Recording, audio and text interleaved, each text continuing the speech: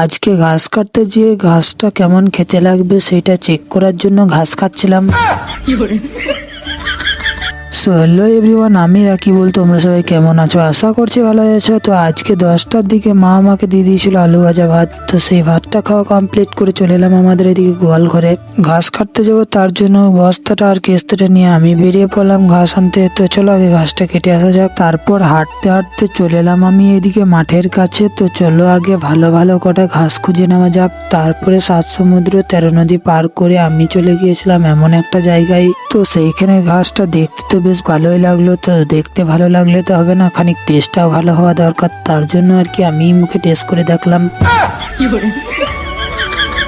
ওইসব বাদ দিয়ে আমি ঘাস কটা কাটতে লেগে পড়লাম। তো চলো আগে ঘাসটা কাটা কমপ্লিট করে নিই।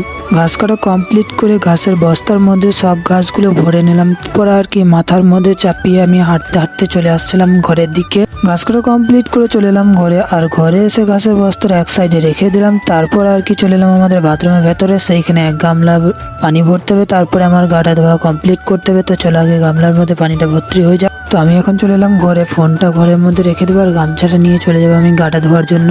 গাটা ধোয়া কমপ্লিট করে মাথাটা দেখলাম যে হালকা করে ভিজেছিল, তাই গামছার সাহায্যে ভালো করে মুছে নিলাম। তারপর রেডি হয়ে যাচ্ছিলাম মসজিদে নামাজ পড়তে যাওয়ার জন্য। সো বন্ধুরা, আজকের ব্লগটা এত দূর অবধি। যদি তোমাদেরকে ভালো লেগেছে একটা লাইক বা ফলো করে দিও। বাই।